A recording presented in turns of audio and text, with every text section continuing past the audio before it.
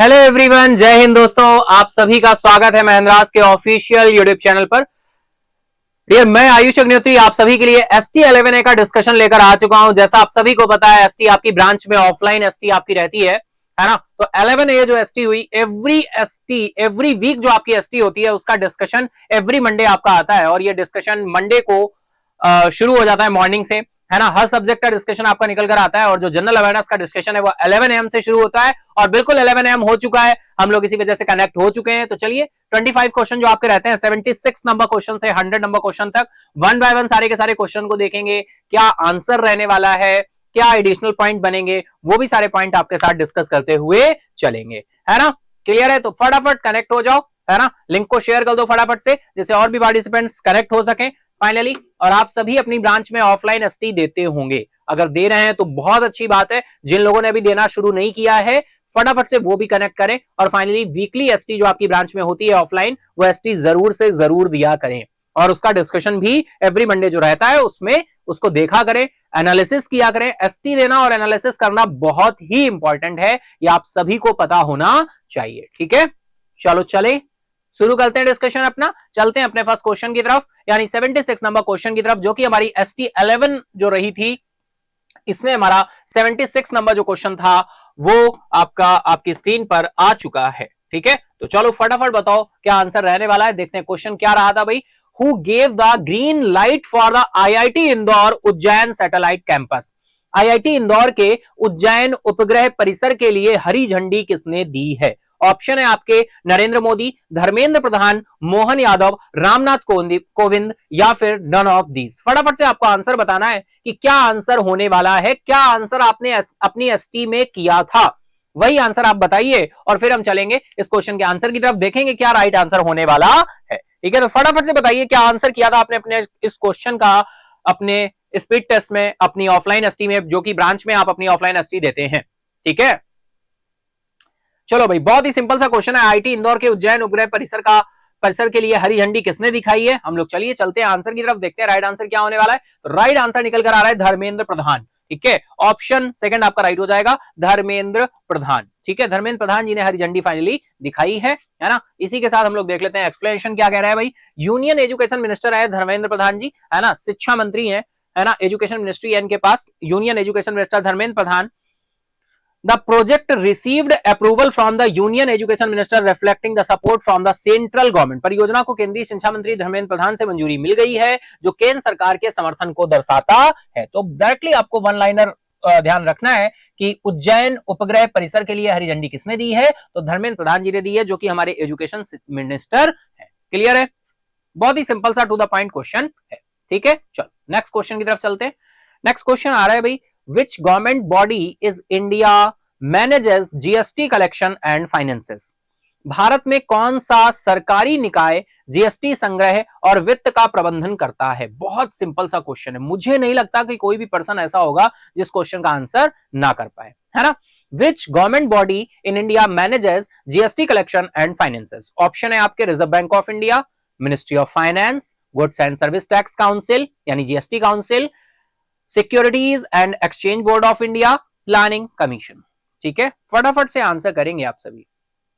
तो बताएं क्या आंसर किया था आपने अपने इस क्वेश्चन का अपनी एसटी में, क्या आंसर किया था, फटाफट से बताएंगे भाई। जीएसटी संग्रह और वित्त प्रबंधन करता है भाई। जीएसटी की बात करें, अगर जीएसटी को इंप्लीमेंट किया गया कब, जीएसटी जो इंप्लीमेंट हुआ वो कब हुआ था? 1 जुलाई को। 1 जुलाई को जीएसटी को क्या किया गया था, इफेक्ट में आ गया था। 1 जुलाई 2017, 1 जुलाई 2017 को फाइनली जीएसटी इंप्लीमेंट हो गया था। ठीक है, चलो चलते हैं आंसर की तरफ। तो राइट आंसर क्या हो जाएगा भाई? Ministry of finance. Option second आपका राइट हो जाएगा, मिनिस्ट्री ऑफ फाइनेंस। बहुत ही सिंपल सा क्वेश्चन है भाई। जीएसटी संग्रह देखो भाई, हर एवरी मंथ आपका जीएसटी कलेक्शन का डेटा आता है, वो डायरेक्टली हमारे लिए इंपॉर्टेंट हो जाता है यहां पर। लेकिन बहुत ही सिंपल ये पूछा गया कि कौन सरकारी निकाय जीएसटी संग्रह और वित्त का प्रबंधन करता है, तो मिनिस्ट्री ऑफ फाइनेंस करता है। ठीक है, एक्सप्लेनेशन देख लेते हैं। सेम पॉइंट बोला है, the ministry of finance manages GST collection and finances in India. अच्छा देखो भाई, अगर हम बात करें दिसंबर मंथ की, तो दिसंबर मंथ का हमें जीएसटी कलेक्शन पता होना चाहिए। दिसंबर 2023 में जो जीएसटी कलेक्शन रहा वो 1.65 लाख करोड़ रहा था। ठीक है, फिर हम बात करें जनवरी की, जनवरी 2024 में जीएसटी कलेक्शन कितना रहा था? 1.72 लाख करोड़। ये कलेक्शन डायरेक्टली इंपॉर्टेंट हो जाता है डियर। हम बात करें फिर फेब का भी बिल्कुल आ चुके हैं। फेब 2024 में जीएसटी कलेक्शन कितना रहा? 1.68 लाख करोड़। ठीक है। अच्छा आप लोग देखो भाई, एसटी डिस्कशन देख रहे हो, इसी के साथ ही मॉर्निंग सेशन होता है करंट अफेयर का। आप सभी आते होगे, जो लोग नहीं आते हो उस सेशन में भी आया करो। सुबह मॉर्निंग लाइव होता है ना, वो तो करंट अफेयर का ही सेशन है, आपको आना चाहिए उसमें। लाइव आया करिए, नोट्स वगैरह बनाते चलिए, वहां पे आप वो सेशन करना शुरू कर देंगे तो बहुत ही अच्छे तरीके से आप करंट अफेयर के सारे फैक्ट्स को कवर कर पाएंगे, मैनेज कर पाएंगे, नोट्स बनाते चलेंगे, एसटी में भी अच्छे मार्क्स लाएंगे और मेन एग्जाम में भी आप बहुत अच्छा परफॉर्म कर पाएंगे। ठीक है, क्लियर है ना इतनी बात? चलो, तो जीएसटी कलेक्शन ध्यान रखना है भाई। लास्ट 3 मंथ्स का याद रख लेते हैं तो बहुत ही अच्छी बात है, इससे अच्छी कोई बात नहीं हो सकती। लेटेस्ट मंथ का ध्यान रखना बहुत जरूरी है। 1.68 लाख करोड़ रहा कब? फेब मंथ में। जनवरी में 1.72 था और दिसंबर में 1.65। क्लियर है? चलो नेक्स्ट क्वेश्चन आ रहा है भाई, when is Indian coast guard celebrated in India? Bharat में भारतीय तटरक्षक दिवस कब मनाया जाता है? भारत में भारतीय तटरक्षक दिवस कब मनाया जाता है? ऑप्शन है आपके 1 फेब, 2 फेब, 3 फेब, 4 फेब या 5 फेब। फटाफट से आंसर करेंगे आप सभी, बहुत इंपॉर्टेंट है। When is India's coast guard celebrated in India? बताओ क्या आंसर किया था आपने इस क्वेश्चन का? भारतीय तटरक्षक दिवस, Indian coast guard day, Indian coast guard day. ठीक है, चले आंसर की तरफ। चलिए चलते हैं आंसर की तरफ, देखते हैं राइट आंसर क्या होने वाला है। तो राइट आंसर आपका निकल कर आ रहा है 1 फेब। 1 फेब को भारतीय तटरक्षक दिवस मनाया जाता है। देखो यहाँ पे और भी पॉइंट्स आपका एक्सप्लेनेशन आ गया। हर साल 1 फरवरी को भारतीय तटरक्षक दिवस मनाता है, जो देश के समुद्री हितों की रक्षा करने वाले कर्मियों की वीरता, समर्पण और सेवा के लिए एक श्रद्धांजलि है। 2024 में भारतीय तटरक्षक बल अपना 48वां स्थापना दिवस मना रहा है। भाई देखो ये भी पॉइंट ध्यान होना चाहिए, कौन से नंबर का है? 48th raising day. 48th raising day finally celebrate कर रहा है। 48th रेजिंग डे है ना, कब मनाया गया? 1 फेब को मनाया गया। Indian coast guard day, Indian coast guard day, Indian coast guard day कब मनाया गया? 1 फेब को। क्लियर है इतनी बात? आई होप बिल्कुल इतना पॉइंट आपको ध्यान रखना है। ठीक है, चलो बहुत अच्छा क्वेश्चन है, सीधा वन लाइनर। चलते हैं नेक्स्ट क्वेश्चन आ रहा है भाई, what was the year on year growth rate of India's core sector output in December? दिसंबर में भारत के मुख्य क्षेत्र के उत्पादन की साल दर साल वृद्धि दर क्या थी? भाई देखो कोर सेक्टर में इंडियाज कोर सेक्टर आउटपुट पूछा गया है, ईयर ऑन ईयर कितना ग्रोथ देखने को मिला, यानी दिसंबर 2023 में कितना रहा और दिसंबर 2022 में कितना रहा था, ईयर ऑन ईयर ग्रोथ पूछी गई है। परसेंटेज आपके दिए गए हैं 7.90, 3.80, 5.80, 1.30 और 14%। तो आपको बताना है, मॉर्निंग सेशन जो रहता है वहां पे हमने डिटेल में ये न्यूज डिस्कस की थी। जब ये न्यूज आई थी तो मुझे ध्यान है हम लोगों ने डिटेल में इस पर बात की थी। ठीक है, तो बताइए क्या आंसर होने वाला है यहाँ पर, कौन सा ऑप्शन राइट होगा? क्या आंसर आपने किया था अपनी एसटी में, बताएं फटाफट से, है ना। फिर हम लोग चलेंगे आंसर की तरफ और देखेंगे क्या आंसर होने वाला है। तो फटाफट से बताओ, मेन कमेंट फटाफट से आंसर करो कमेंट बॉक्स में। भारत के मुख्य क्षेत्र के उत्पादन की साल दर साल वृद्धि दर क्या थी? और भाई कोर सेक्टर क्या होते हैं पता है आप सभी को? कोर सेक्टर क्या होते हैं? There are core sector India में कितने भाई? कोर सेक्टर ऐसे सेक्टर्स होते हैं जिनके जो बहुत ही इंपॉर्टेंट होते हैं, जैसे कोल हो गया, क्रूड ऑयल हो गया, नेचुरल गैस हो गया, रिफाइनरी प्रोडक्ट्स हो गए, इलेक्ट्रिसिटी हो गए, है ना।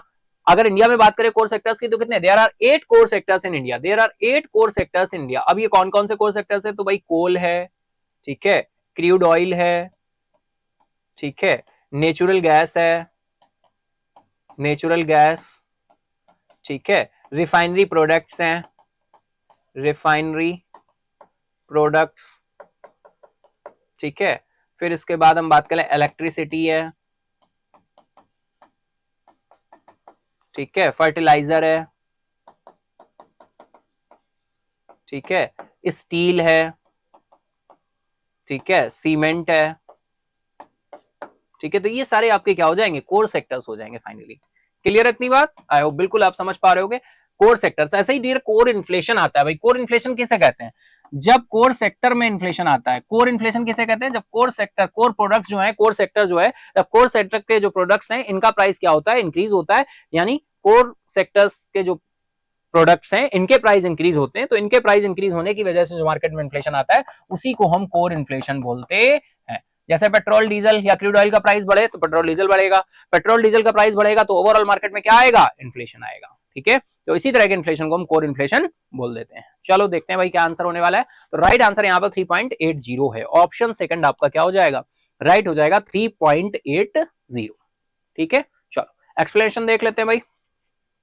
The core sector output growth plummeted to 14 month low of 3.8% year on year in December में कोर सेक्टर की आउटपुट ग्रोथ गिरकर 14 महीने के निचले स्तर 3.8% पर आ गई। कितने प्रतिशत पर आ गई है, 3.8% पर आ गई है। तो ऑप्शन सेकंड आपका राइट हो जाएगा।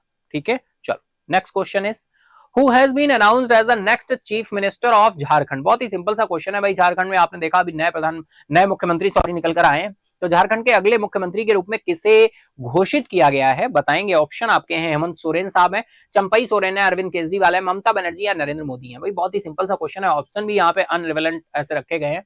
चलो है ना, चलो चलते हैं आंसर की तरफ। बताएं क्या आंसर किया था आपने, हेमंत सोरेन, चंपई सोरेन, है ना। इन्हीं में से दो ऑप्शंस में से आपको लग रहा होगा अरविंद केजरीवाल, ममता बनर्जी, नरेंद्र मोदी। मुझे नहीं लगता कि कोई ऐसा पर्सन है जो यहाँ पर इसमें कोई डाउट करेगा। तो राइट आंसर क्या निकल कर आएगा, चंपई सोरेन। ऑप्शन सेकंड आपका राइट हो जाएगा। झारखंड की अगर हम बात करें तो झारखंड की राजधानी आपकी क्या है, रांची है। झारखंड बिहार से अलग होकर बना था, एक नया राज्य फॉर्मेशन हुआ था, और ये फॉर्मेशन आपका सन 2000 में हुआ था। सन 2000 में 3 राज्यों से अलग होकर 3 राज्य बनाए गए थे। उत्तर प्रदेश से अलग होकर बना था उत्तरांचल, बाद में उत्तरांचल का नाम चेंज होकर उत्तराखंड हो गया। फिर बिहार से अलग होकर बना था झारखंड, जिसकी राजधानी रांची है। उत्तराखंड जो है इसकी राजधानी देहरादून है, और मध्य प्रदेश से अलग होकर बना था छत्तीसगढ़, और छत्तीसगढ़ की राजधानी आपकी रायपुर है।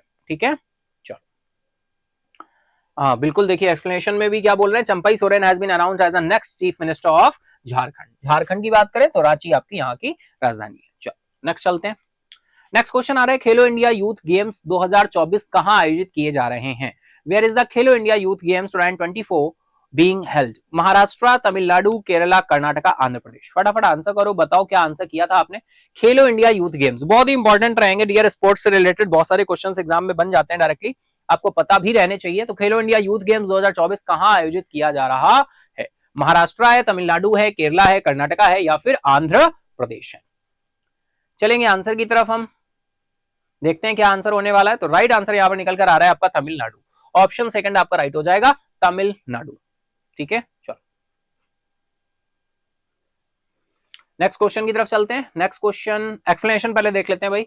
सबसे लोकप्रिय खेल आयोजनों में से एक खेलो इंडिया यूथ गेम्स 2024 19 जनवरी से 31 जनवरी 2024 तक आयोजित होने वाले हैं, और ये इस साल तमिलनाडु में हो रहे हैं। भाई कहां पर हुए हैं, तमिलनाडु में। देखो डेट भी इंपॉर्टेंट रहती है, कभी कभी पूछ दी जाती है कि कब ये इवेंट रहे थे। तो फाइनल ये 19 जनवरी से शुरू हुए, 19 जनवरी से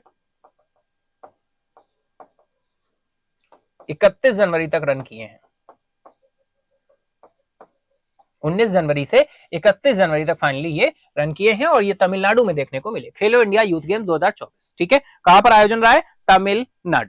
क्लियर, चलो नेक्स्ट क्वेश्चन चलते हैं भाई। किस नियामक संस्था ने पेटीएम पेमेंट बैंक पर प्रमुख व्यावसायिक प्रतिबंध लगाए। बहुत ही सिंपल सा क्वेश्चन है, आप सभी को पता है पेटीएम पेमेंट बैंक के रूप में फाइनली कार्यरत है, लेकिन रेगुलेटिंग बॉडी कौन है, what regulatory body impose major business restrictions on Paytm payment bank. किस नियामक संस्था ने पेटीएम पेमेंट बैंक पर प्रमुख व्यावसायिक प्रतिबंध लगाए हैं। ऑप्शन आपके दिए हुए हैं, SEBI Securities Exchange Board of India है, रिजर्व बैंक ऑफ इंडिया है, IRDAI Insurance Regulatory and Development Authority of India है, या मिनिस्ट्री ऑफ फाइनेंस है, या फिर कॉम्पिटिशन कमीशन ऑफ इंडिया है। फटाफट से बताएं क्या आंसर किया था आपने अपने इस क्वेश्चन का, अपने आंसर में क्या आंसर किया था आपने अपने इस क्वेश्चन का, अपनी एसटी के आंसर में। फटाफट से बताएंगे आप सभी। ठीक है, हमें इंतजार है आपके आंसर का, और फिर हम चलेंगे आंसर की तरफ। डियर अगर हम बात करें तो security exchange Board of India जो दिया है, ये रेगुलेटिंग बॉडी है सारी की सारी। सेबी रेगुलेटिंग बॉडी है किसकी, कैपिटल मार्केट की। आरबीआई किसको रेगुलेट करता है, मनी मार्केट को। एडाई इंश्योरेंस इंडस्ट्री का रेगुलेटिंग बॉडी है ना, इंश्योरेंस इंडस्ट्री को रेगुलेट कौन करता है, एडाई। इसके बाद टेलीकॉम इंडस्ट्री की रेगुलेटिंग बॉडी कौन है, ट्राई, है ना। पीएफआरडीए किसकी रेगुलेटिंग बॉडी है, पेंशन फंड्स को रेगुलेट करने का काम कौन करता है, पीएफआरडीए। ठीक है, क्लियर है इतनी बात। चलो आई होप इतना पॉइंट बिल्कुल क्लियर होगा। हम लोग इसी के साथ चलते हैं आंसर की तरफ। तो किस नियामक संस्था ने पेटीएम पेमेंट बैंक पर प्रमुख व्यावसायिक प्रतिबंध लगाए, RBI, reserve Bank of India ने। ऑप्शन सेकंड आपका राइट हो जाएगा।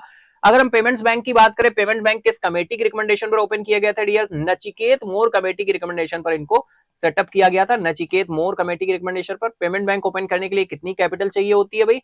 100 करोड़ की कैपिटल चाहिए होती है ना। पेमेंट्स बैंक लोन प्रोवाइड नहीं करते हैं। इन प्रेजेंट अगर बात करें payment bank, Paytm payment bank अगर हटा दे तो 5 पेमेंट बैंक बचेंगे और शेड्यूल कितने हैं? 5 पेमेंट बैंक शेड्यूल थे, लेकिन अब पेटीएम पेमेंट बैंक चला जाएगा तो 4 ओनली ऑन 4 पेमेंट्स बैंक बचेंगे जो शेड्यूल रहेंगे। ठीक है, चलो राइट आंसर आपका आरबीआई हो जाएगा। नेक्स्ट क्वेश्चन एक्सप्लेनेशन देख लेते हैं भाई। एक्सप्लेनेशन में देखो क्या बोला जा रहा है। पेटीएम पेमेंट बैंक्स को 29 फरवरी 2024 के बाद से किसी भी ग्राहक खाते, प्रीपेड उपकरण, वॉलेट, फास्टैग और एनसीएमएस नेशनल कॉमन मोबिलिटी कार्ड है ना, एनसीएमसी में जमा स्वीकार करने या क्रेडिट लेनदेन या टॉपअप करने की अनुमति नहीं दी जाएगी। कैशबैक और रिफंड भी नहीं किया जा सकता। लेकिन डियर इसको आगे बढ़ा दिया गया है। आगे बढ़ाई गई जो डेट है वो आप बताइए। 29 फरवरी से फाइनली इसे रोका गया था, लेकिन फिर आगे इसे एक्सटेंड कर दिया गया। मार्च में एक डेट कर दी गई। मार्च की वो कौन सी डेट है जहां तक पेटीएम पेमेंट बैंक के बढ़ा दिया गया, लेकिन यहां पर ये पूछा गया था तो पेटीएम पेमेंट बैंक फाइनली 29 फरवरी ही पहले न्यूज में निकल कर आया था। आरबीआई ने 29 फरवरी से बोल दिया था, लेकिन फिर इस डेट को आगे एक्सटेंड कर दिया गया है। वो एक्सटेंड की गई डेट क्या है बताइए फटाफट कमेंट बॉक्स में, है ना। चलो क्लियर है, चलते हैं नेक्स्ट क्वेश्चन की तरफ।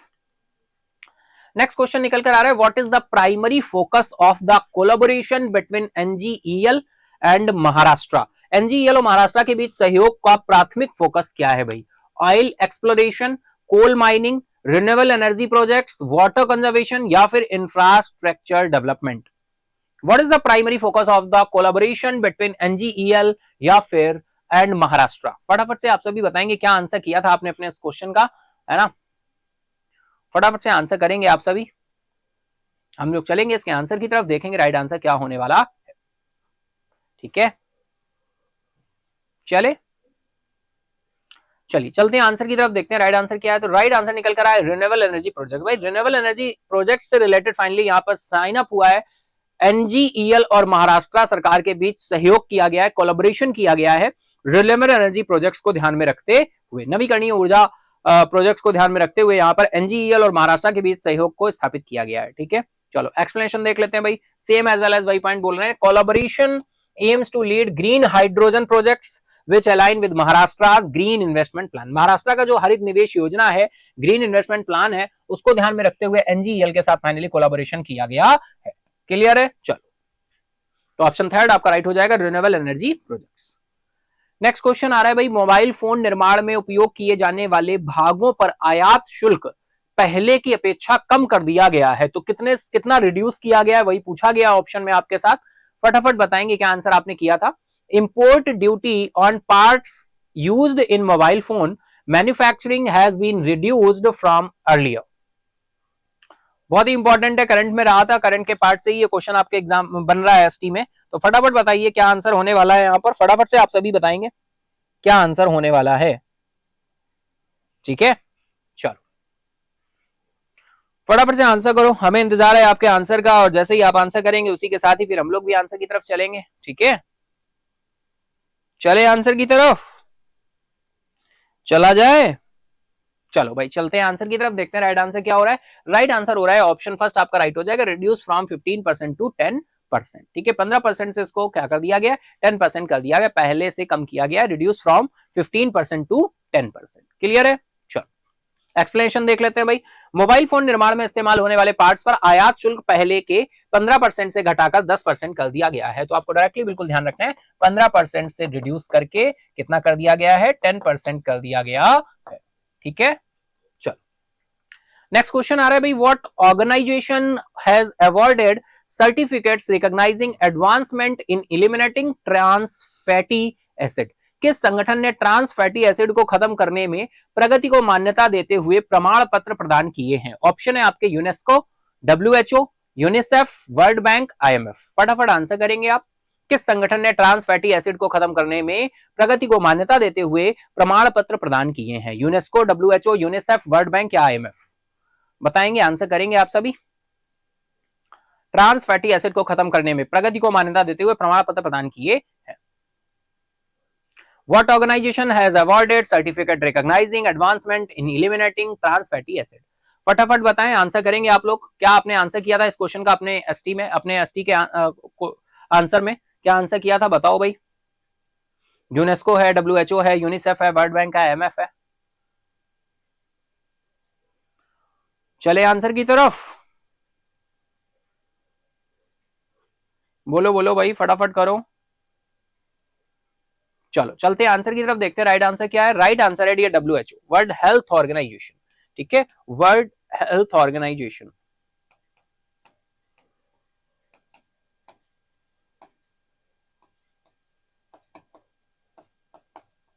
ठीक है, चलिए एक्सप्लेनेशन देख लेते हैं भाई। World health organization has awarded certificate recognizing advancements in culminating trans fatty acid. ठीक है, इस संगठन ने ट्रांस फैटी एसिड को खत्म करने की प्रगति को मान्यता देने के लिए प्रमाण पत्र प्रदान किया। तो डब्ल्यूएचओ ने प्रमाण पत्र प्रदान किया, वर्ल्ड हेल्थ ऑर्गेनाइजेशन ने प्रमाण पत्र प्रदान किया है। ठीक है, चलो नेक्स्ट क्वेश्चन की तरफ चलते हैं। मार्केट एक्सेस इनिशिएटिव योजना का प्राथमिक उद्देश्य क्या है भाई? मार्केट एक्सेस इनिशिएटिव योजना का प्राथमिक उद्देश्य क्या है? What is the primary objective of the market access initiative scheme? Boosting India's export, supporting domestic industries, enhancing import regulations, promoting foreign investment, या नन ऑफ दीज? फटाफट आंसर करेंगे आप सभी। बहुत अच्छा क्वेश्चन है, कहीं ना कहीं न्यूज में रहा था, इसी वजह से ये क्वेश्चन बना है। यहाँ पे हमने आपके साथ मॉर्निंग सेशन में डिस्कस किया था। ठीक है, ये इस न्यूज को फटाफट बताइए क्या आंसर किया था आपने अपने इस क्वेश्चन का एसटी में। मार्केट एक्सेस इनिशिएटिव योजना का प्राथमिक उद्देश्य क्या है? What is the primary objective of the market access initiative scheme? चलेंगे आंसर की तरफ हम लोग, चले आंसर की तरफ, चलते हैं आंसर की तरफ, देखते हैं राइट आंसर क्या हो रहा है। तो राइट आंसर आपका निकल कर आ रहा है boosting India's export.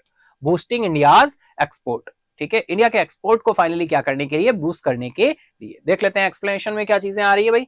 The market access initiative scheme is designed to primarily focus on consistently boosting India's export. The scheme adopts a strategic approach targeting specific markets and products to enhance the overall competitiveness of Indian exports.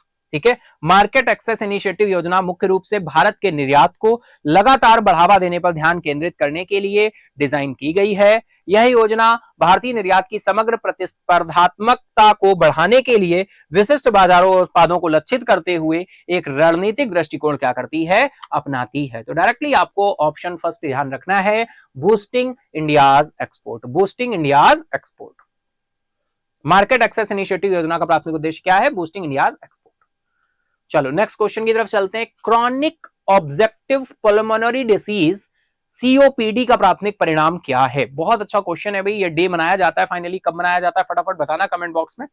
यहां पे जो question आपसे ST में पूछा गया था वो ये है, what is the primary consequence of chronic obstructive pulmonary disease? ठीक है, तो फटाफट बताइए क्या आंसर किया था आपने अपने इस क्वेश्चन का। कार्डियोवास्कुलर डिसीज है, लीवर डिफंक्शन है, किडनी फेल्योर है, लंग डैमेज है, या फिर नन ऑफ दीज है? फटाफट आंसर करेंगे आप सभी इस क्वेश्चन का। अपनी कमेंट बॉक्स में बताइए क्या आंसर किया था आपने अपने इस क्वेश्चन का कमेंट बॉक्स में। एसटी में, एसटी के आंसर में आपने क्या आंसर किया था इस क्वेश्चन का? फटाफट बताओ, है ना, फटाफट से बताइए। चले आंसर की तरफ। क्रॉनिक ऑब्जेक्टिव पल्मोनरी डिसीज का प्राथमिक परिणाम क्या था? तो ये जो रिलेटेड है, ये लंग डैमेज है ना, लंग्स जो है फाइनली उसके डैमेज से रिलेटेड है। ऑप्शन 4 आपका यहाँ पर क्या हो जाएगा? राइट हो जाएगा। ऑप्शन 4 आपका क्या हो जाएगा? राइट हो जाएगा। क्लियर है इतना? चलो भाई आंसर मैच करते चलना, देखते चलना क्या आंसर होने वाला है ना, क्या आंसर आपने अपने एसटी में किए थे और क्या आंसर आपके राइट हो रहे हैं। चले आंसर की तरफ, नेक्स्ट क्वेश्चन की तरफ चलिए।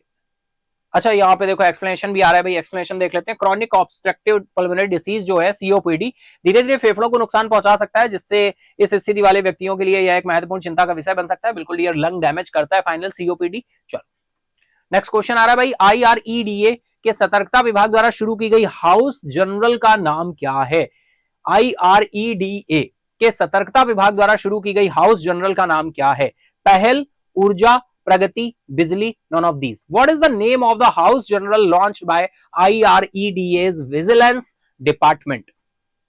IREDA के सतर्कता विभाग द्वारा शुरू की गई हाउस जनरल का नाम क्या है? फटाफट से आपको आंसर करना है इस क्वेश्चन का।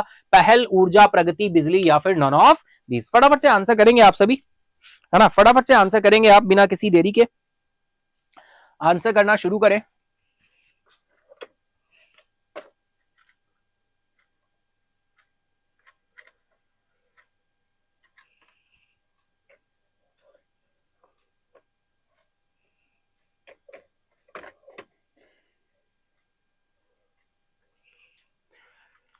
चलिए हम लोग चलते हैं आंसर की तरफ, देखते हैं राइट आंसर क्या हो रहा है। राइट आंसर डियर निकल कर आ रहा है पहल। ऑप्शन फर्स्ट आपका क्या हो जाएगा, राइट हो जाएगा पहल। ठीक है, ऑप्शन फर्स्ट आपका राइट हो जाएगा पहल।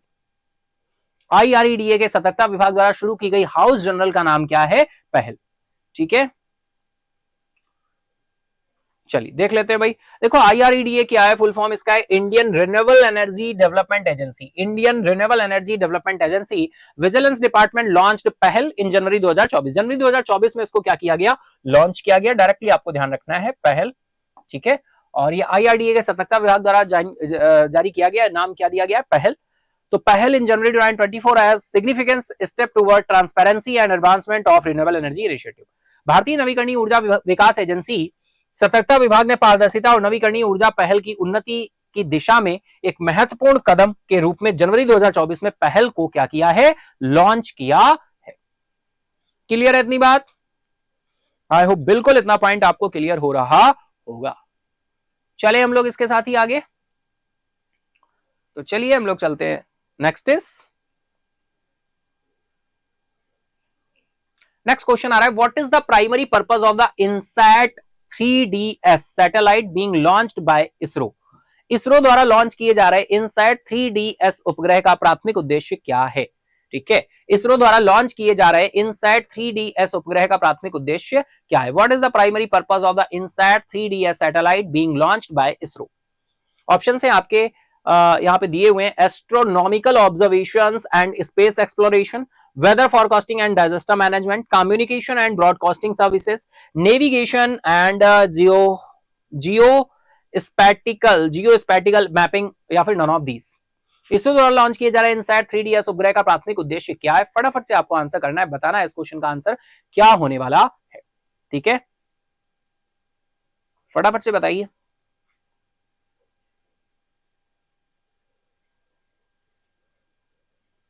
चले हम लोग आंसर की तरफ।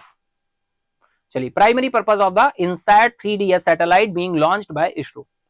चलेंगे आंसर की तरफ। राइट आंसर निकल कर आ रहा है weather forecasting and disaster management. Weather forecasting and disaster management. ठीक है, ऑप्शन सेकंड आपका क्या हो जाएगा, राइट हो जाएगा। इसरो द्वारा लॉन्च किए जा रहे इनसैट 3DS उपग्रह का प्राथमिक उद्देश्य क्या है, weather forecasting and disaster management. चलिए इसी के साथ चलते हैं नेक्स्ट क्वेश्चन की तरफ। अच्छा, पहले एक्सप्लेनेशन में देख लेते हैं। देखो कुछ और पॉइंट्स भी हमें मिल सकते हैं। इसरो द्वारा लॉन्च के लिए निर्धारित इनसैट 3DS मौसम पूर्वानुमान और आपदा प्रबंधन में सुधार पर प्राथमिकता से ध्यान केंद्रित करता है। यह मौसम विज्ञान उपग्रह सामाजिक लाभ के लिए अंतरिक्ष प्रौद्योगिकी के लाभ उठाने में भारत की प्रतिबद्धता का क्या है, हिस्सा है। ठीक है, इनसैट 3DS आपको ध्यान रखना है डेरी, बहुत इंपॉर्टेंट क्वेश्चन है। ये इसरो द्वारा लॉन्च किया गया है इनसैट 3DS उपग्रह। इसका प्राथमिक उद्देश्य क्या है, weather forecasting and disaster management. Clear है इतनी बात? चलो, बहुत अच्छा क्वेश्चन ये आपका रहा था, ये एसटी में बहुत इंपॉर्टेंट रहेगा, है ना। हम लोग इसी के साथ चलते हैं नेक्स्ट इज। चले भाई, चलो चलते हैं नेक्स्ट क्वेश्चन की तरफ। नेक्स्ट क्वेश्चन आ रहा है भी बहुत ही सिंपल सा। On which day is Indian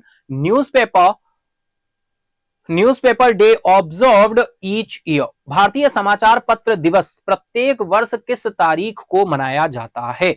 15 जनवरी है, 5 फरवरी है, 12 मार्च है, 28 जनवरी है, या फिर 26 ऑफ जैन है। On which day is Indian newspaper day observed each year. क्या आंसर किया था आपने अपना इस क्वेश्चन का अपनी एसटी में, फटाफट से बताएंगे और फिर हम लोग चलेंगे आंसर की तरफ। हमें इंतजार है आपके आंसर का, आप आंसर करें, फिर इसके बाद में हम लोग चलेंगे आंसर की तरफ। ठीक है, फटाफट से बताओ क्या आंसर होने वाला है। तो डियर राइट आंसर यहां पर निकल कर आएगा 28 ऑफ जैन। 28 ऑफ जैन। ठीक है, 28 जनवरी को फाइनली समाचार पत्र दिवस मनाया जाता है, इंडियन न्यूज़पेपर डे, भारतीय समाचार पत्र दिवस, भारतीय समाचार पत्र दिवस। चलेंगे एक्सप्लेनेशन की तरफ, देख लेते हैं भाई। 1780 में जेम्स ऑगस्टस हिक्की द्वारा पहले मुद्रित समाचार पत्र हिक्कीज बंगाल गजट की शुरुआत की याद में हर साल 28 जनवरी को भारतीय समाचार पत्र दिवस मनाया जाता है। Indian newspaper day is observed annually on 28th of Jan, commemorating introduction of the first printed newspaper Hicky's Bengal Gazette. भाई इनका नाम बिल्कुल ध्यान रखना है आपको, जेम्स ऑगस्टस हिक्की द्वारा, जेम्स ऑगस्टस हिक्की द्वारा शुरू किया गया था 1780 में। ईयर भी आपको ध्यान रखना है 1780 में, 1780 में से शुरू किया गया था। 1 second,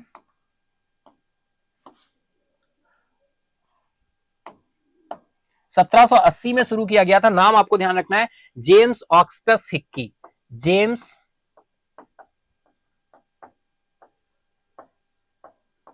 ऑक्स्टस Hicky, James Augustus Hicky के द्वारा फाइनली इसे क्या किया गया, शुरू किया। फर्स्ट प्रिंटेड न्यूज़पेपर है हिक्कीज बंगाल गैजेट, ठीक है, 1780 में, है ना। राइट आंसर आपका ऑप्शन डी है, 28 ऑफ जैन। क्लियर है, चलो इसी के साथ चलते हैं नेक्स्ट क्वेश्चन की तरफ। नेक्स्ट क्वेश्चन आ रहा है भाई, which team clinched victory in the inaugural FIH hockey 5S women's world cup securing the title with a 7-2 win against India in the final. किस टीम ने उद्घाटन FIH हॉकी 5S महिला विश्व कप में जीत हासिल की है? फाइनल में भारत के खिलाफ 7-2 से जीत के साथ खिताब हासिल किया। ऑप्शन है आपके नॉर्वे, नीदरलैंड, ऑस्ट्रेलिया, अर्जेंटीना या नन ऑफ दीज। किस टीम ने उद्घाटन FIH 5S हॉकी 5S महिला विश्व कप में जीत हासिल की? फाइनल में भारत के खिलाफ 7-2 से जीत के साथ खिताब हासिल किया है। भाई कौन है बताइए। FIH हॉकी 5S की बात हो रही है, महिला विश्व कप में जीत हासिल की है, फाइनल में भारत के खिलाफ 7-2 से जीत के साथ खिताब हासिल किया है। कौन सा कंट्री है बताओ भाई। नॉर्वे, नीदरलैंड, ऑस्ट्रेलिया है, अर्जेंटीना है या नन ऑफ दीज है? फटाफट से आंसर करेंगे आप सभी, बहुत ही इंपॉर्टेंट रहने वाला है क्वेश्चन, बहुत ही इंपॉर्टेंट रहने वाला है। FIH हॉकी 5S की बात हो रही है, महिला विश्व कप में जीत हासिल की है, तो राइट आंसर क्या हो जाएगा? Right is Netherlands. जी हाँ, ऑप्शन सेकंड आपका राइट हो जाएगा, नीदरलैंड। ठीक है, ये न्यूज भी आपकी देखो, जितनी भी न्यूज कहीं ना कहीं मिल रही है, ये मॉर्निंग सेशन में हम लोगों ने आपके साथ डिस्कस की हुई है। तो जो लोग मॉर्निंग सेशन नहीं आते हो, नहीं अटेंड करते हो, अटेंड किया करो भाई, आया करो मॉर्निंग सेशन में, लाइव आया करो। ठीक है, लाइव नहीं आ पा रहे हो तो रिकॉर्डिंग देखो, किसी भी तरह से करंट अफेयर करना शुरू करो, है ना। कुछ ना करो, स्टार्ट तो करो, स्टार्ट करोगे फिर अपने आप सारी चीजें कंटिन्यू रह जाएंगी। ठीक है, करना शुरू तो करो। चलो चलते हैं, एक्सप्लेनेशन देख लेते हैं भाई क्या दे रहे हैं। FIH हॉकी 5S महिला विश्व कप नीदरलैंड ने मैस्कट में फाइनल मैच में भारत को 7-2 से हराकर जीत हासिल की है ना। कहां पर हुआ है भाई? नीदरलैंड ने मैस्कट में। ठीक है, प्लेस का भी नाम आपको ध्यान रखना है। नीदरलैंड फाइनली यहां पे विन हुआ है, फाइनली भारत को हराया है, भारत के खिलाफ 7-2 से जीत दर्ज की है। ठीक है, चलो नेक्स्ट क्वेश्चन की तरफ चलेंगे। In which Indian state was the fourth Rusoma orange festival held in 2024? 2024 में चौथा रोसोमा ऑरेंज फेस्टिवल किस भारतीय राज्य में आयोजित किया गया था? ऑप्शन है आपके अरुणाचल प्रदेश, आसाम, नागालैंड, मणिपुर, केरला। फटाफट से बताओ क्या आंसर होने वाला है। क्या आंसर आपने अपने एसटी में किया था? फोर्थ रोजोमा फेस्टिवल है भाई, fourth Rusoma orange festival held in 2024। 2024 में चौथा रोजोमा फेस्टिवल ऑरेंज फेस्टिवल किस भारतीय राज्य में आयोजित किया गया? अरुणाचल प्रदेश है, अरुणाचल प्रदेश की राजधानी ईटानगर हो जाएगी, असम की दिसपुर हो जाएगी, नागालैंड कोहिमा, मणिपुर इंफॉल, केरला तिरुवनंतपुरम, है ना। फटाफट से बताओ, रोजोमा फेस्टिवल, चौथा रोजोमा ऑरेंज फेस्टिवल किस भारतीय राज्य में आयोजित किया गया? फटाफट से आंसर करेंगे आप सभी, इंपॉर्टेंट क्वेश्चन है भाई। इस तरह के आर्ट एंड कल्चर या फेस्टिवल से रिलेटेड जो क्वेश्चंस हो जाते हैं, डायरेक्टली कहीं ना कहीं एग्जाम में पार्ट बनते हैं, इसी वजह से क्वेश्चन आपसे एसटी में पूछा गया है। चलेंगे आंसर की तरफ। राइट आंसर निकल कर आ रहा है भाई यहाँ पर क्या? नागालैंड। जी हाँ, बिल्कुल नागालैंड में ही मंगाया गया। नागालैंड की राजधानी आपकी कोहिमा है। नागालैंड के मुख्यमंत्री साहब कौन है? फटाफट बताओ कमेंट बॉक्स में। 2024 में चौथा रोजोमा ऑरेंज फेस्टिवल किस भारतीय राज्य में आयोजित किया गया था? Nagaland. The fourth Rusoma orange festival celebrated in Nagaland Kohima district attracted approximately 3,400 attendees. 3,400 लोग फाइनली शामिल हुए, है ना। और नागालैंड की राजधानी कोहिमा डिस्ट्रिक्ट में ही फाइनली इसे क्या किया गया है? सेलिब्रेट किया गया है। क्लियर है, चलो चलते हैं नेक्स्ट क्वेश्चन की तरफ। नेक्स्ट क्वेश्चन आ रहा है भाई, which region has the highest life expectancy after the age of 60 with males exhibiting a life expectancy of 20.3% and female of 23%। किस क्षेत्र में 60 वर्ष की आयु के बाद सबसे अधिक जीवन प्रत्याशा है, जिसमें पुरुषों की जीवन प्रत्याशा 20.3% से महिलाओं की 23% है? भाई कौन सा क्षेत्र है, कौन सा राज्य है, ये पूछा गया है। 60 वर्ष की आयु के बाद सबसे अधिक जीवन प्रत्याशा है, जिसमें पुरुषों की जीवन प्रत्याशा 20.3% है, महिलाओं की 23% है। कौन सा राज्य? ऑप्शन आपके दिए हुए, जम्मू एंड कश्मीर, उत्तर प्रदेश, हिमाचल प्रदेश, असम, मध्य प्रदेश। करंट में ये न्यूज रही थी, हमने आपके साथ डिस्कस किया था मॉर्निंग सेशन में। फटाफट बताइए क्या आंसर होने वाला है, क्या आंसर किया था आपने अपने एसटी में, अपने कमेंट अपनी एसटी में क्या आंसर किया था आपने, बताओ भाई। या स्किप कर दिया था तो फिर बिल्कुल फिर भी गेस करिए क्या आंसर होने वाला है।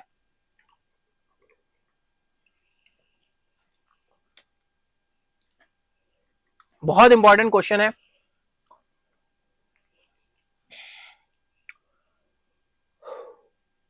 चले भाई आंसर की तरफ चले, तो चलिए चलते हैं आंसर की तरफ, देखते हैं राइट आंसर क्या होने वाला है। तो राइट आंसर आपका निकल कर आ रहा है Jammu and Kashmir. Option first आपका राइट हो जाएगा, जम्मू एंड कश्मीर। ठीक है, किस क्षेत्र में 60 वर्ष की आयु के बाद सबसे अधिक जीवन प्रत्याशा है, जिसमें पुरुषों की जीवन प्रत्याशा 20.3% और महिलाओं की 23% है। ऑप्शन फर्स्ट आपका राइट हो जाएगा, जम्मू एंड कश्मीर। ठीक है, चलो नेक्स्ट क्वेश्चन एक्सप्लेनेशन देख लेते हैं भाई। बिल्कुल, जम्मू और कश्मीर में 60 वर्ष की आयु के बाद उच्चतम जीवन प्रत्याशा जो के साथ खड़ा है, जिसमें 2015 से 19 के बीच में यह जनसांख्यिकी संकेतक में अग्रणी बन गया है। तो जम्मू एंड कश्मीर क्या बन गया है, टॉप मोस्ट बन गया है ना। क्या बन गया है भाई, टॉप मोस्ट बन गया है फाइनली, है ना, लीडर बन गया है, क्योंकि ये सबसे हाईएस्ट में है। ठीक है, जम्मू एंड कश्मीर। चलो नेक्स्ट क्वेश्चन की तरफ चलते हैं। Which country is set to conduct the joint military exercise Sada Tanseeq with India? कौन सा देश भारत के साथ संयुक्त सैन्य अभ्यास सदा तंसीक आयोजित करने के लिए तैयार है भाई? ऑप्शन है आपके United states, Saudi Arabia, Oman, Iran या पाकिस्तान। फटाफट आंसर करेंगे आप सभी। कौन सा देश भारत के साथ संयुक्त सैन्य अभ्यास सदा तंसीक आयोजित करने के लिए तैयार है? कौन सा देश है? ऑप्शन आपके दिए हुए हैं, United states, Saudi Arabia, Oman, Iran या फिर पाकिस्तान। फटाफट आंसर करो, फटाफट से आंसर करो आप सभी, है ना। क्या आंसर किया था आपने अपने एसटी में बताएं, फिर हम लोग चलते हैं आंसर की तरफ, देखते हैं राइट आंसर क्या होने वाला है। ठीक है, चले पहले आप आंसर करो फटाफट से। तो ये राइट आंसर यहां पर निकल कर आएगा option second, Saudi Arabia. Option second आपका राइट हो जाएगा, सऊदी अरेबिया। ठीक है, एक्सप्लेनेशन देख लेते हैं। द ज्वाइंट मिलिट्री एक्सरसाइज है भाई, है ना। कैसी एक्सरसाइज है? मिलिट्री एक्सरसाइज है।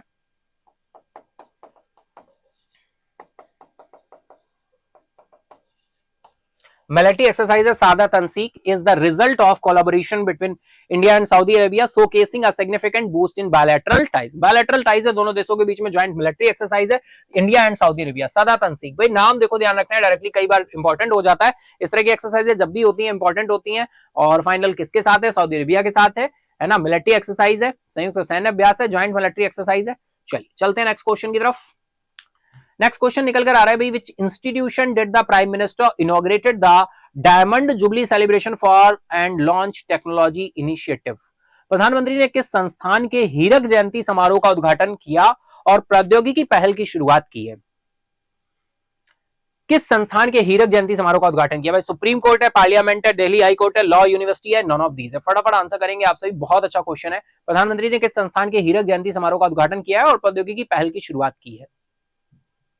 ठीक है, फटाफट बताइए क्या आंसर होने वाला है। हम लोग चलेंगे आंसर की तरफ, देखते हैं राइट आंसर क्या होने वाला है। ठीक है, चलो चलते हैं राइट आंसर की तरफ। राइट आंसर आपका सुप्रीम कोर्ट हो जाएगा, ऑप्शन फर्स्ट आपका राइट हो जाएगा डियर। तो बिल्कुल देखिए, the prime minister inaugurated the diamond jubilee celebration of the supreme court emphasizing citizen centric tech initiatives like digital supreme court report and digital courts 2.0। प्रधानमंत्री ने डिजिटल सुप्रीम कोर्ट रिपोर्ट और digital court 2.0 जैसी नागरिक केंद्रित तकनीकी पहलों पर जोर देते हुए सुप्रीम कोर्ट के हीरक जयंती समारोह का क्या किया है? उद्घाटन किया है। ठीक है, क्लियर है इतनी बात? चलो, तो राइट आंसर आपका ऑप्शन फर्स्ट है ना। चलो क्लियर है इतना, चलते हैं नेक्स्ट क्वेश्चन की तरफ। नेक्स्ट क्वेश्चन आ रहा है भाई, भारत ने अपने गणतंत्र दिवस समारोह में के दौरान किस देश के साथ रक्षा अंतरिक्ष समझौते पर हस्ताक्षर किए? इंपॉर्टेंट क्वेश्चन है, अच्छा क्वेश्चन है। With which country did India signed the defense space agreement during its Republic Day celebration? Germany, United states, France, Russia या फिर बांग्लादेश? फटाफट बताएं क्या आंसर किया था आपने अपने इस क्वेश्चन का अपनी एसटी में। भारत ने अपने गणतंत्र दिवस समारोह के दौरान किस देश के साथ रक्षा अंतरिक्ष समझौते पर हस्ताक्षर किए हैं? Defence space agreement during its Republic day celebration. बताओ भाई, चले आंसर की तरफ, लेकिन उससे पहले आपको आंसर करना होगा। फटाफट से आंसर करें भाई। जर्मनी है, यूनाइटेड स्टेट्स है, फ्रांस है, रशिया है या फिर बांग्लादेश है, या फिर बांग्लादेश है।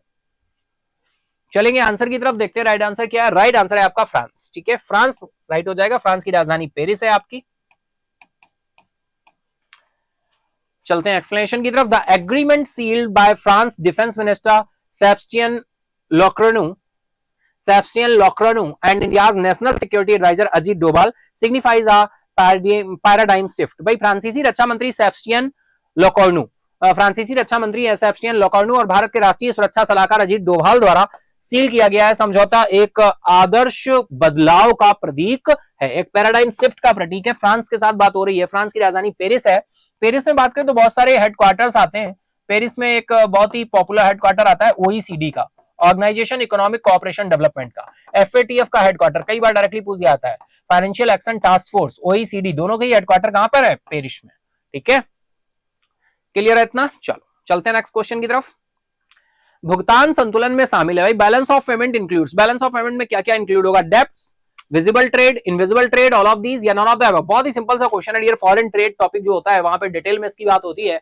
तो बैलेंस ऑफ पेमेंट पूछा जा रहा है, इंक्लूड्स क्या क्या आने वाला है यहाँ पे। आंसर करेंगे फटाफट से आप सभी। क्या आंसर किया था आपने अपनी एसटी में बताएंगे, है ना? फटाफट से बताएंगे आप सभी, बिना किसी देरी के बताएंगे, है ना?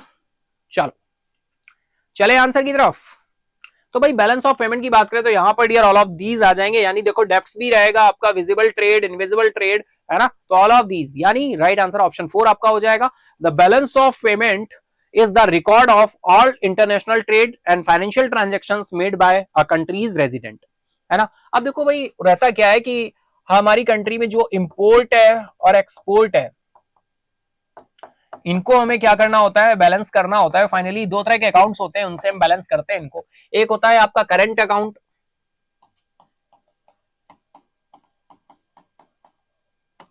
और एक होता है आपका कैपिटल अकाउंट। जो करंट अकाउंट के डिफरेंस होते हैं उनको हम कैपिटल अकाउंट से क्या करते हैं? बैलेंस करते हैं। करंट अकाउंट में जो डेफिसिट निकल कर आता है उसी को हम क्या बोल देते हैं? उसी को हम बोलते हैं आपका करंट अकाउंट डेफिसिट। सीएडी नाम सुना है ना, current account deficit. Current account deficit क्या होता है? देखो एक्सपोर्ट है और इंपोर्ट है। अगर सोचो इंपोर्ट का मतलब हमारी कंट्री में जो भी प्रोडक्ट्स आए हैं, हमने सपोज करो इंपोर्ट किया $700 का, तो $700 हमारी कंट्री से क्या होगा? आउट होगा कि नहीं होगा? जी हाँ बिल्कुल होगा, आप बोलेंगे सर, है ना? एक्सपोर्ट अगर हमने किया है तो हमारी कंट्री में इन करेगा। अब एक्सपोर्ट भाई कितने का हुआ है? एक्सपोर्ट हमारा ओनली ऑन $500 का हुआ है। तो ये जो $500 है ये हमारी कंट्री में क्या किया है? इन किया है। ये हमारी कंट्री में $500 क्या किया है? इन किया है। तो इन हुआ $500, आउट हुआ $700। इन दोनों के बीच का जो डिफरेंस है वो कितना है? $200। और यही $200 क्या है? कैड है, करंट अकाउंट डेफिसिट है। अब इसी कैड को $200 को हम कहां से बैलेंस करेंगे? कैपिटल अकाउंट से हम कहीं ना कहीं से अमाउंट्स लेकर आएंगे। या तो हम एफडीआई को इंक्रीज करेंगे, या हम क्या करेंगे? या हम फॉरेन कंट्री से कुछ ना कुछ क्या करेंगे? बोरोइंग्स करेंगे और वहां से ये $200 लेकर आएंगे, तभी हमारा क्या होगा?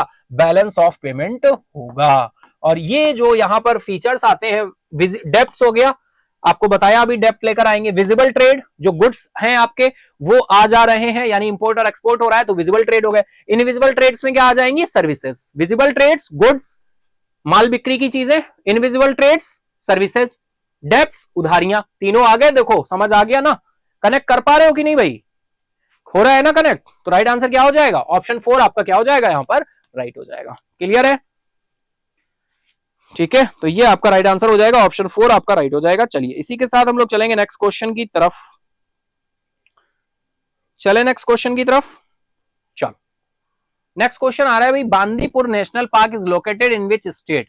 बांदीपुर राष्ट्रीय उद्यान किस राज्य में स्थित है? Bandipur national park is located in which state?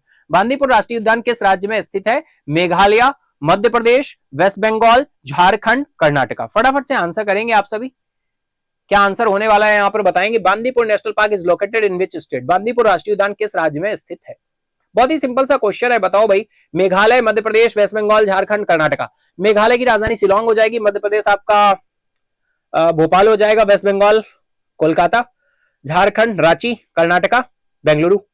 फटाफट बताइए बांदीपुर राष्ट्रीय उद्यान। देखो इसी तरह से क्वेश्चन बनते हैं नेशनल पार्क से, स्टैटिक के पार्ट पे। फटाफट बताइए नेशनल पार्क कहां पे सिचुएटेड है? आपने क्या आंसर किया था इसका अपनी एसटी में, है ना? हम लोग चलेंगे आंसर की तरफ, देखते हैं राइट आंसर क्या होने वाला है। तो राइट आंसर यहां पर निकल कर आ रहा है आपका कर्नाटका। ऑप्शन 5 आपका राइट हो जाएगा, कर्नाटका। ठीक है, कर्नाटका आपका राइट हो जाएगा, option 5। Bandipur national park established in 1974 as a tiger reserve under Project Tiger. Project Tiger के अंतर्गत फाइनली इसे सेटअप किया गया था। is a national park located in the Indian state of Karnataka, which is the state with the second highest tiger population in India. Second highest tiger population है India की, कहां पर? बांदीपुर, अगर हम बात करें यहां पर। ठीक है, बांदीपुर राष्ट्रीय उद्यान 1974 में प्रोजेक्ट टाइगर के तहत एक बाघ अभयारण्य के रूप में स्थापित किया गया था, जो भारत के कर्नाटक राज्य में स्थित है। एक राष्ट्रीय उद्यान है जो भारत में बाघों की दूसरी सबसे बड़ी आबादी वाला राज्य है। भाई कर्नाटका जो है दूसरी सबसे बड़ी आबादी वाला राज्य है, सेकंड सबसे बड़ी आबादी वाला राज्य है, second highest tiger population India, second highest second highest tiger population in India. ठीक है, तो ऑप्शन 5 आपका क्या हो जाएगा, राइट हो जाएगा। क्लियर है इतनी बात? आई होप बिल्कुल इतना पॉइंट आपका क्लियर होगा, है ना। चलिए चलते नेक्स्ट क्वेश्चन की तरफ। नेक्स्ट क्वेश्चन आपका निकल कर आ रहा है भाई, हमारे देश में बैंक आमतौर पर प्रचार करते हैं कि खुदरा घरेलू सावधि जमा दर पर अतिरिक्त ब्याज दरों की अनुमति दी जाएगी। बैंक इज और country normally publicize that additional interest rates will be allowed on retail domestic term deposit of, बताएं भाई, minors, married women, senior citizen, government employees, rural residents। हमारे देश में बैंक आमतौर पर प्रचार करते हैं कि भैया खुदरा घरेलू सावधि जमा पर अतिरिक्त ब्याज दरों की अनुमति दी जाए। किसको दी जाती है? मिनर्स को दी जाती है, मैरिड वुमेन को, सीनियर सिटीजन को, गवर्नमेंट एम्प्लॉइज को, या रूरल रेजिडेंट को। आप सभी जानते हो, बहुत ही पॉपुलर और सिंपल सा क्वेश्चन है, सिंपल सा क्वेश्चन है, बस क्वेश्चन के फॉर्म में इसे कर दिया गया है। आपने देखा होगा अलग अलग इंटरेस्ट रेट रहता है, किसके लिए अलग से इंटरेस्ट रेट रहता है? मैरिड वुमेन के लिए, गवर्नमेंट एम्प्लॉइज के लिए, रूरल रेजिडेंट्स के लिए, सीनियर सिटीजन के लिए, मिनर्स के लिए। तो राइट किसके लिए रहता है? रहता है सीनियर सिटीजन के लिए। जी हाँ, ऑप्शन 3 आपका क्या हो जाएगा, राइट हो जाएगा। सीनियर सिटीजन के लिए कुछ इंटरेस्ट रेट ज्यादा होते हैं ना, आपने देखा होगा, डिफरेंस दिखता है हमें, है ना। चलो देख लेते हैं explanation. Bank give additional rate of interest to senior citizens, option 3 आपका राइट हो जाएगा। क्लियर है? चलो इसी के साथ हम लोग चलते हैं नेक्स्ट क्वेश्चन की तरफ। नेक्स्ट क्वेश्चन आ रहा है, last question, next and last question है आपका। Betla national park is situated in which state? भाई बेतला राष्ट्रीय उद्यान किस राज्य में स्थित है, डायरेक्टली पूछा गया है। ऑप्शन है आपके झारखंड है, जम्मू एंड कश्मीर है, हिमाचल प्रदेश है, हरियाणा है, उत्तर प्रदेश है। Betla national park is situated in which state? Betla राष्ट्रीय उद्यान किस राज्य में स्थित है? ऑप्शन है आपके झारखंड, जम्मू एंड कश्मीर, हिमाचल प्रदेश, हरियाणा, उत्तर प्रदेश। फटाफट से आंसर करेंगे आप सभी इस क्वेश्चन का। Betla national park is situated in which state? Option है आपके झारखंड, जम्मू एंड कश्मीर, हिमाचल प्रदेश, हरियाणा, उत्तर प्रदेश। फटाफट आंसर करें आप सभी, बताएं। वन लाइनर क्वेश्चन है, फटाफट से बताएंगे क्या आंसर किया था आपने अपने इस क्वेश्चन का। ये नेशनल पार्क बहुत सारे, आप कैसे याद करोगे, थोड़ा थोड़ा धीरे धीरे करके याद होता है। मॉर्निंग सेशन में आपको पता ही है, करंट अफेयर के पार्ट पे अभी हम आपका स्टैटिक में नेशनल पार्क ही कर रहे हैं। इससे पहले हमने आपकी रामसर साइट्स की थी, है ना। तो 1 बाय 1 इससे पहले जीआई टैग्स किए थे, 1 बाय 1 सारी चीजें हम लोग करते रहते हैं। तो अभी स्टैटिक पार्ट पे आपका नेशनल पार्क ही चल रहा है मॉर्निंग वाले करंट अफेयर सेशन में आपके। ठीक है, सेशन में आया करो, अगर नहीं आते हो आप लोग, ठीक है, रेगुलर कनेक्ट हुआ करो।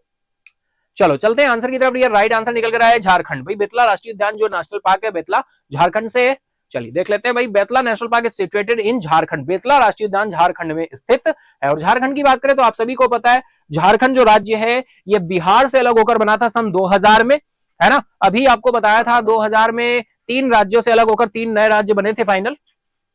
तो 3 राज्य यूपी से अलग होकर आपका उत्तरांचल बना था, उत्तरांचल का नाम बाद में उत्तराखंड हो गया। मध्य प्रदेश से अलग होकर बना आपका छत्तीसगढ़ बना था, छत्तीसगढ़ की राजधानी आपकी रायपुर हो जाएगी। और बिहार से अलग होकर झारखंड बना था, और झारखंड की राजधानी आपकी रांची हो जाएगी। बेतला राष्ट्रीय उद्यान किस राज्य में स्थित है? झारखंड में। बहुत ही सिंपल सा सीधा सा क्वेश्चन है, आपको ध्यान रखना है। क्लियर है डियर? तो ये हमारा 100 नंबर क्वेश्चन था। आई होप आप सभी ने बहुत अच्छे से एंजॉय किया होगा सेशन को। अगर एंजॉय किया है तो लाइक करिएगा, अपने दोस्तों फ्रेंड के साथ भी शेयर करिएगा। और अगर अभी तक नहीं किया है सब्सक्राइब, तो चैनल को सब्सक्राइब कर ले फटाफट से। ठीक है, चैनल को जरूर से सब्सक्राइब करके जाएं, जिससे कोई भी वीडियो अपलोड हो तो उसका नोटिफिकेशन आपको मिल जाए। बेल आइकन को भी ऑन कर देंगे, ठीक है। और मॉर्निंग सेशन करंट अफेयर में आना शुरू करें, बहुत अच्छे से इंप्रूव करेंगे, नोट्स बनाएंगे और क्रिएट करेंगे, और बहुत अच्छे से एंजॉय करते हुए सेशन को करेंगे। ठीक है, करंट अफेयर्स को एंजॉय करते हैं भाई, वहां पे पढ़ते अड़ते कुछ नहीं है हम लोग, है ना। तो बस एक बार आए और देखें, एंजॉय करें। ठीक है, चलो मिलते हैं फिर हम लोग नेक्स्ट एसटी डिस्कशन में। लेकिन उससे पहले मॉर्निंग भी मिलेंगे हम लोग 7 AM। एवरी मंडे डिस्कशन होता है आपका एसटी का, तो एवरी मंडे डिस्कशन जरूर देखा करें। एनालिसिस करना और एसटी देना और फिर एनालिसिस करना, दोनों ही पॉइंट इंपॉर्टेंट है।